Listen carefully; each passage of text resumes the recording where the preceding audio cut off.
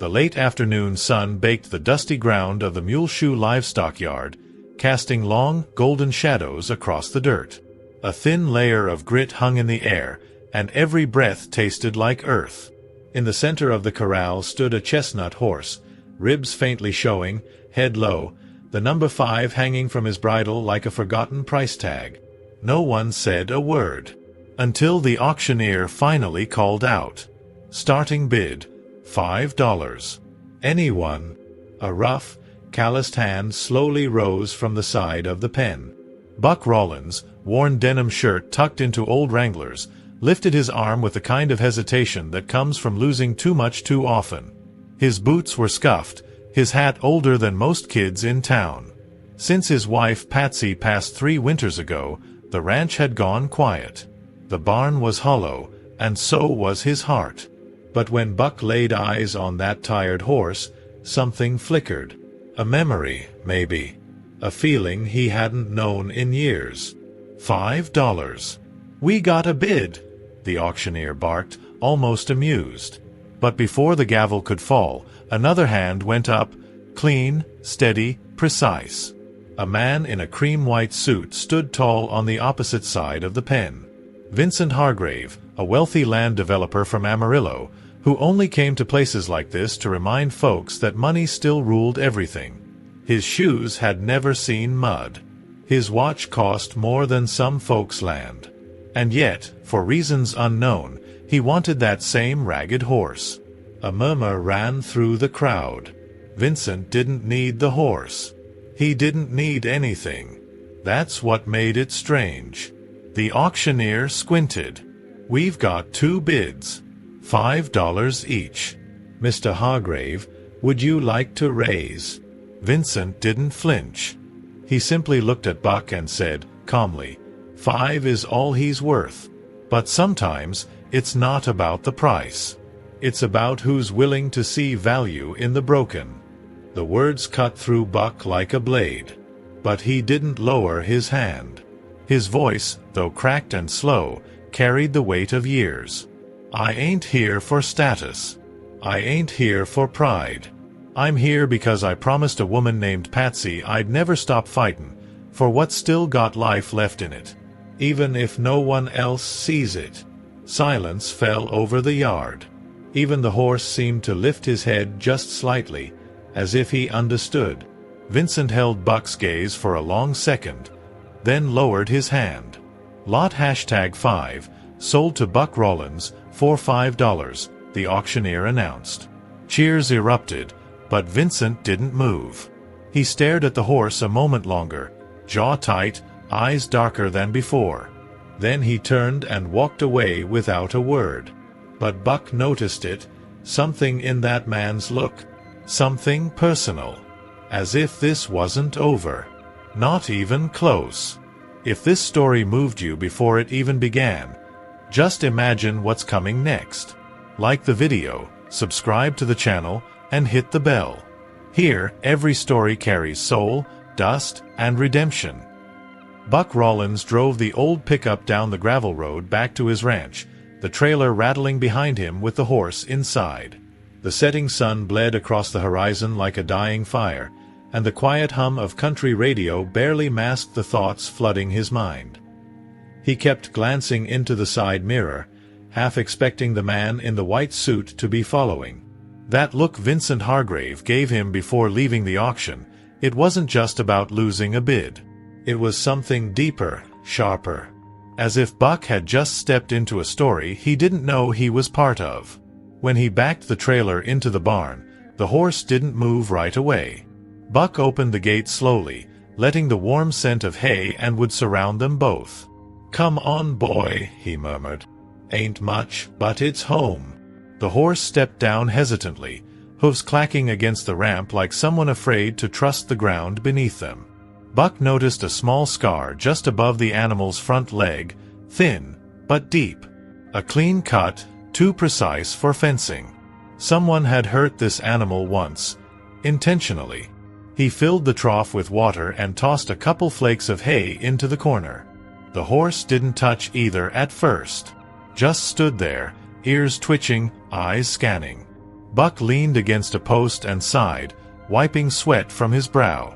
"You're not the only one who's been abandoned," he said, voice low.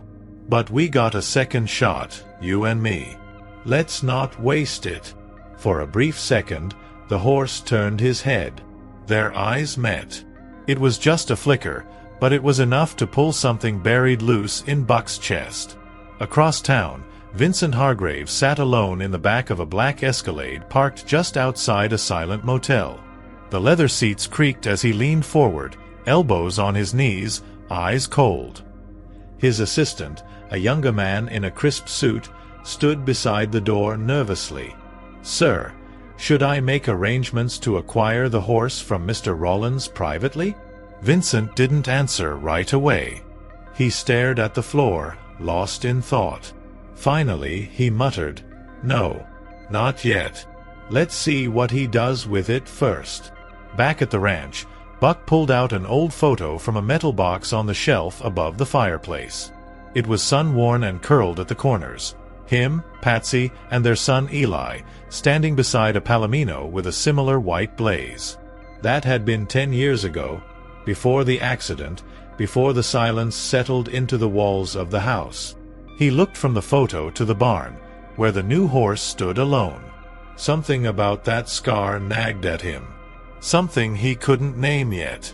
But the past has a way of circling back when you least expect it. And Buck Rawlins had just brought a piece of it home. The next morning came with the sound of silence, something Buck Rawlins had grown used to over the years. The ranch no longer echoed with Patsy's soft humming or Eli's boots running across the porch. Now, it was just the creak of the windmill and the occasional rustle from the barn. But today, something was different. Buck opened the barn doors and found the horse standing alert, ears perked, eyes sharp.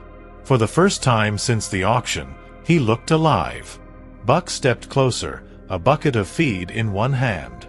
"All right, let's see if you've got an appetite today," he said softly. As he set the bucket down, the horse took a few cautious steps, then began to eat, slowly at first, then with more confidence. Buck watched closely, noticing how the horse still flinched at sudden movements. "Someone did a number on you," he whispered. "But you're still standing. That counts for something." He spent the rest of the morning cleaning the stall, brushing the horse down, and inspecting the scar again. It ran in a straight, almost surgical line down the animal's leg. Buck had seen injuries from barbed wire, broken fences, and rough handling, but this wasn't that. This was clean. Precise. Like someone had marked the horse on purpose. The thought unsettled him. He hadn't asked for a mystery when he raised his hand at the auction. But it was clear now, this wasn't just some forgotten ranch horse. Something about him had been hidden, discarded. Later that afternoon, Buck drove into town to pick up supplies. At the feed store, he ran into Sheriff Wade Collier, an old friend from his rodeo days. "Heard you bought yourself a horse for $5, Wade said with a chuckle, leaning on the counter. "Either you're lucky, or he's cursed." Buck gave a half-smile. Not sure which yet. But when he mentioned the scar, Wade's expression shifted. "A long scar? High on the front leg." Buck nodded. Wade scratched his chin. "You might want to talk to old Doc McKinley. He's stitched up more horses than anyone in 3 counties. Might know where that came from." Back at the ranch, the sun dipped behind the hills as Buck sat on the porch with a beer in hand. The horse was in the pasture now, walking slowly, head low, but no longer limp. There was strength in him. Maybe even purpose. Buck tilted his hat back and muttered, "All right, mystery horse. Tomorrow, we pay the doc a visit. Let's see who you really are."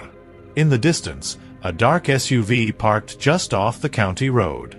Its engine idled quietly, and Vincent Hargrave was watching. The next morning, Buck hitched up the trailer and loaded the horse, who now followed his voice with hesitant trust. The trip into town was quiet. As the gravel turned into pavement and the empty fields gave lugar to old storefronts and rusted mailboxes, Buck couldn't shake the knot forming in his chest. Doc McKinley had delivered every animal Buck ever owned and had helped bring Eli into the world, too. The man was more than a vet. He was history. The old clinic sat on the edge of town, paint peeling, a "Closed Mondays" sign swinging in the breeze even though it was Thursday. Buck knocked on the side door anyway. Moments later, the door creaked open. Doc McKinley, now in his 70s, squinted through wire-framed glasses. "Buck Rawlins," he muttered. "Ain't seen you in a minute." Buck gave a tired smile. "I brought you a puzzle. Figured you'd want a look." The old man glanced at the horse in the trailer, then motioned him around back. Inside the exam area, Doc moved slow but deliberate. He ran his hands over the horse's scar, his brows drawing together. "You didn't get this fella from just anywhere," he said after a long pause. "That's surgical. Real clean. That ain't no ranch wound." Buck frowned. "So what is it?" Doc hesitated. Then he stepped away and opened an old filing cabinet. He pulled out a yellowed folder marked Project Echo and laid it on the table. Years back, some high-dollar folks from Amarillo brought in a line of colts. They said it was for breeding experiments. Paid big. Real hush-hush. One of them looked just like this. Buck's stomach turned. What happened to them? Doc closed the file slowly. They stopped showing up. The horses vanished. One day, trailers came in empty and left full. I never asked questions. You know how it is. Buck stared at the scar again, something cold crawling through his spine. Whatever this horse had been part of, it wasn't just bad ownership. It was a secret someone wanted buried. Driving back to the ranch, Buck kept replaying Doc's words. Project Echo. It sounded more like government work than anything out of Muleshoe. And the way Vincent had reacted at the auction, it wasn't about the horse. It was about what the horse represented. Evidence? Guilt? A witness? That night, as Buck locked the barn, he noticed fresh tire tracks in the dirt near his fence line, ones that hadn't been there that morning. Deep, heavy tread. Government grade or high-end. Either way, it wasn't from any truck in Muleshoe. The past hadn't just come back. It had followed him home. Buck didn't sleep that night. He sat at the kitchen table, the dim light casting long shadows on the wood-paneled walls, an old revolver resting beside his coffee mug. The tire tracks had stirred something inside him. Not fear exactly, but a deep, quiet urgency. Whoever had been out by his fence hadn't come for a visit. They were watching, waiting, and Buck knew what that meant. Somebody wanted that horse back. At sunrise, he stepped into the barn and found the horse wide awake, pacing slightly, ears twitching at every sound. "You feel it too, don't you?" Buck whispered. He brushed the horse's mane slowly, his fingers trembling. "There's something about you that makes powerful men nervous. That ain't just about scars, boy. That's about secrets." He looked into the horse's eyes, and for the first time, he saw something he couldn't explain, recognition. The kind of knowing that didn't belong in an animal. Not like that. Determined, Buck pulled out his late wife's old storage trunk from the attic. Inside were letters, receipts, newspaper clippings, things Patsy had kept, even after Eli's death. She'd always been the one to notice things, connect the dots. Among the papers, Buck found a folded article from 9 years ago. Headline, Amarillo Equestrian Research funded by Hargrave Foundation. His eyes narrowed. In the photo was Vincent Hargrave, younger, standing beside a colt with the same white blaze. The caption called the colt Echo. Buck's chest tightened. That wasn't just a code name, it was his horse. The one standing in his barn. That meant Vincent wasn't trying to buy a forgotten animal. He was trying to erase something. Maybe a failed experiment. Maybe something worse. Buck's hand clenched the edge of the trunk. Whatever Project Echo had been, it wasn't legal. And now Buck had a living, breathing piece of it chewing hay in his stall. Just before dusk, a black SUV rolled up his driveway slow and silent. Buck stepped out onto the porch, hand on his hip, revolver behind his back. The door opened, and Vincent Hargrave stepped out, alone, dressed in a charcoal suit. "Mr. Rawlins," he said calmly, "we need to talk." Buck didn't move. "Funny. I was thinking the same thing." Vincent's eyes were colder now. "That horse doesn't belong to you." Buck nodded slowly. "Maybe not. But you and I both know it doesn't belong to you either. Not anymore." Vincent took one step closer, his voice low and steady. "There are things, Mr. Rawlins, you were never meant to know. Buck just found out the horse in his barn is tied to a dangerous secret. Would you stay quiet or fight to reveal the truth? Drop your thoughts in the comments. The past is catching up, and someone's about to pay the price." The air between them hung heavy, the only sound the creaking of the barn's weathered wind vane spinning lazily in the breeze. Buck didn't invite Vincent in.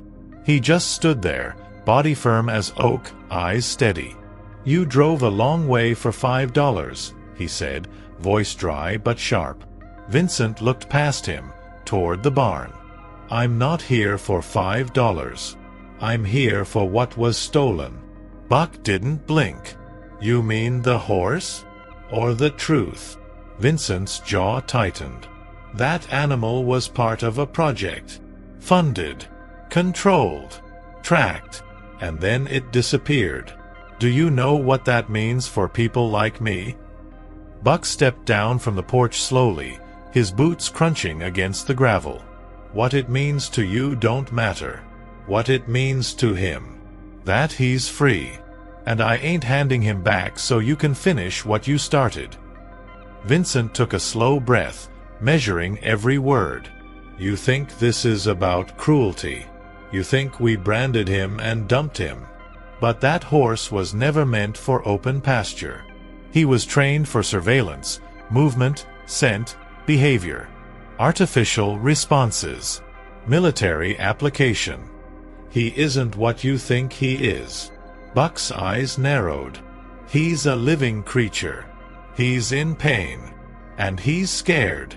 Whatever you did turned him into something you don't even recognize anymore." There was a long silence. Finally, Vincent looked away, his voice quieter now.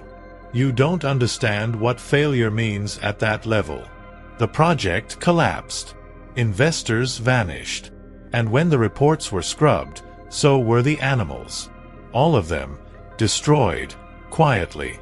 Except one. The one you now call yours." Buck's blood chilled. "So this isn't just a cover-up. It's a manhunt." Vincent met his eyes. "It's a risk assessment. And people like you complicate things." From the barn, the horse let out a low, uneven breath. Buck could hear it, almost like a cough. His body tensed.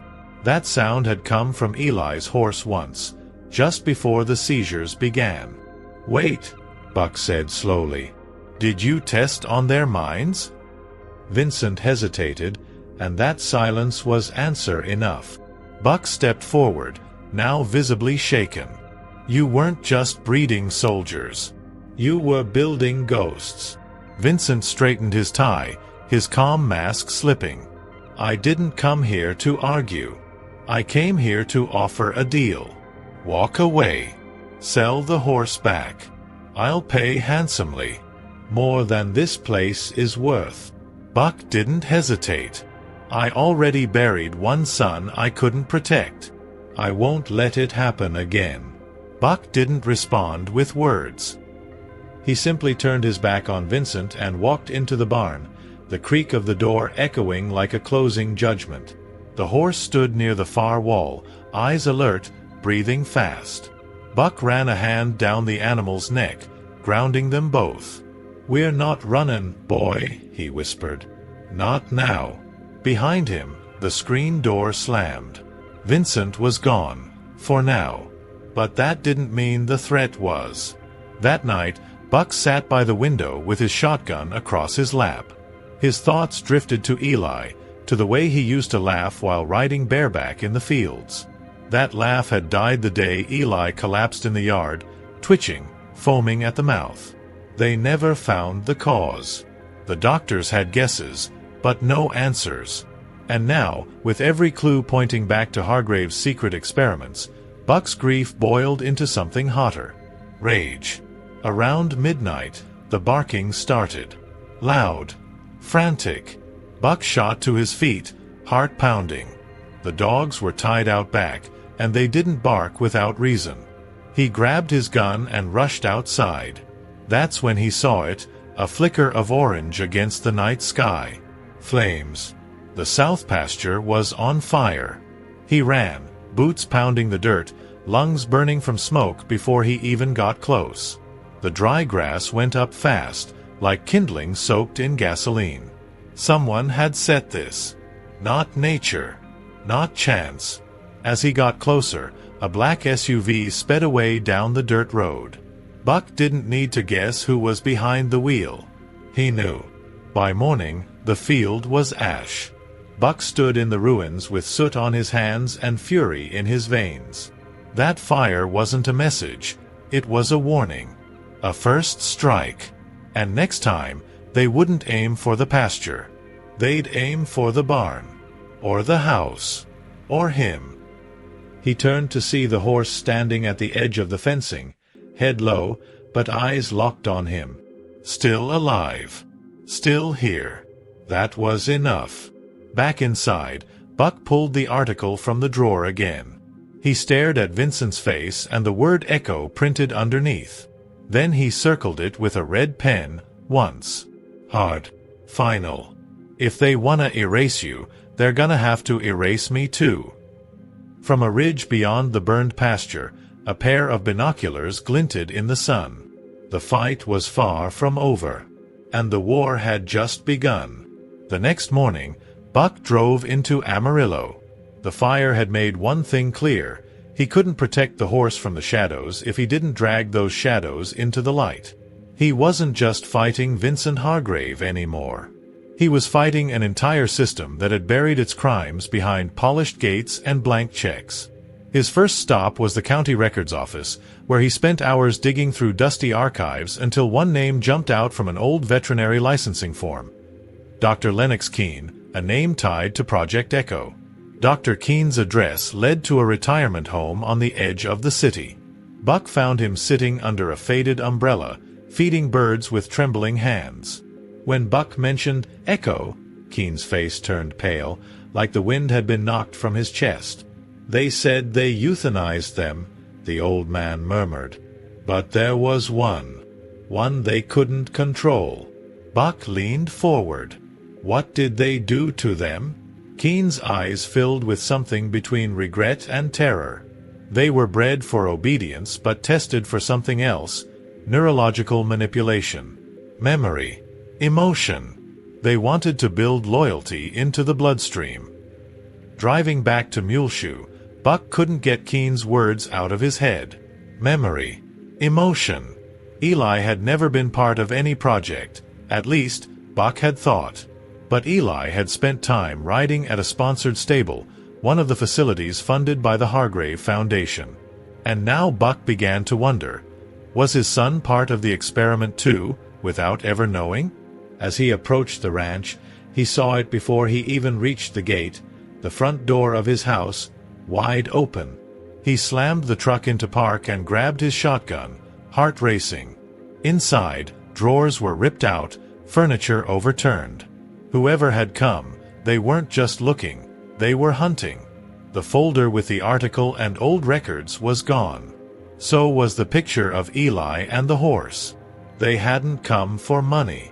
They came for proof. Buck walked out to the barn, expecting the worst. But the horse was still there, untouched, standing dead center in the stall, eyes fixed on him. That was when Buck saw it, something clipped to the stall gate. A bullet casing and a folded note. You have until Friday. After that, the past stays buried. Buck held the casing in one hand, the note in the other, the rage pulsing through him like wildfire. They had taken too much already. His son, his wife, his peace. He walked into the house, sat at the table, and picked up the phone. It was time to call someone who still owed him a favor. Buck stared at the scorched field from the back porch, the sun sinking into a haze of smoke and memory. The ash still clung to his boots, a bitter reminder of how far Vincent Hargrave was willing to go. But as the land lay blackened and broken, something else stirred inside Buck, something that hadn't breathed in years.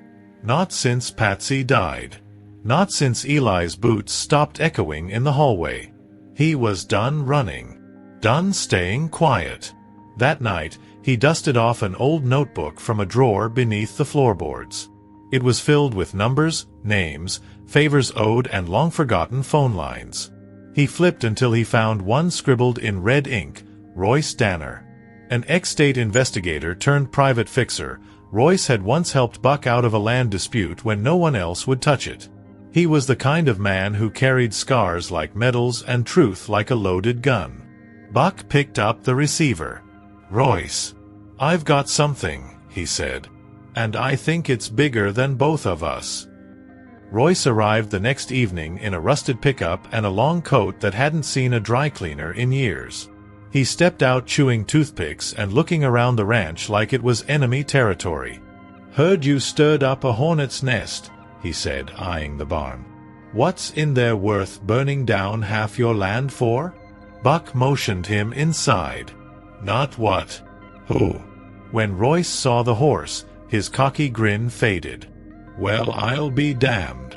They spent the next several hours wiring the barn with hidden cameras and laying out documents Buck had collected.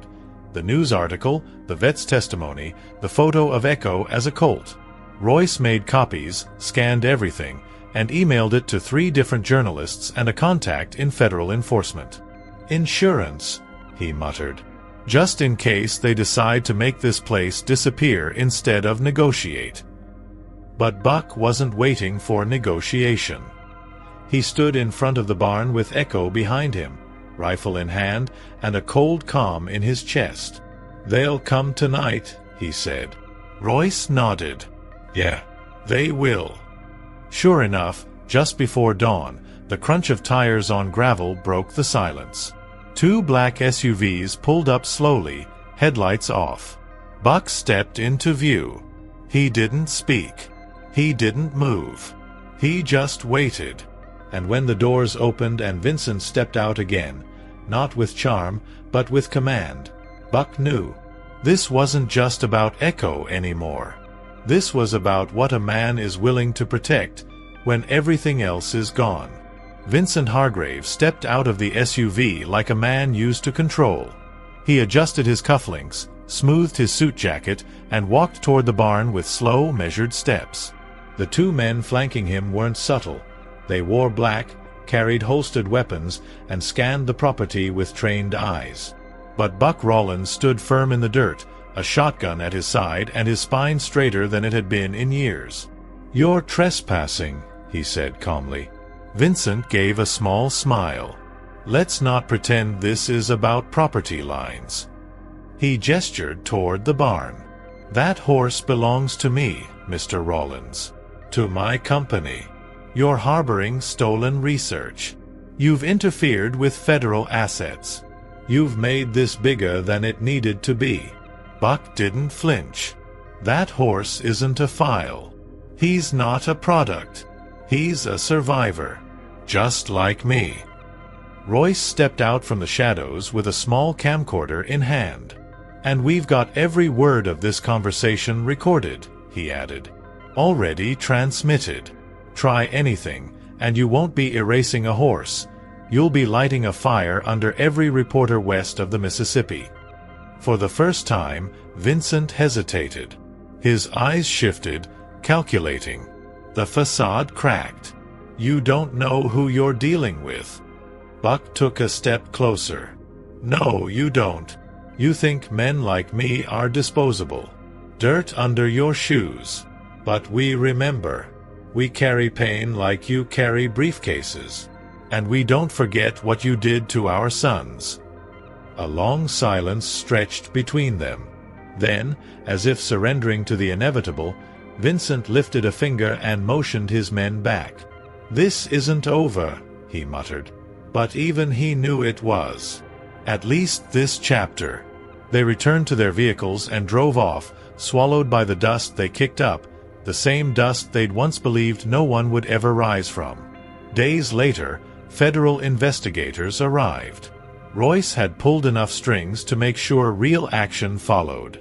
Vincent Hargrave was indicted on multiple charges, including abuse of government funding, illegal animal experimentation, and destruction of evidence. The story made national news. Echo's image, once scarred and forgotten, now stood as a symbol of resilience, of memory, of a second chance. Buck didn't care about the headlines.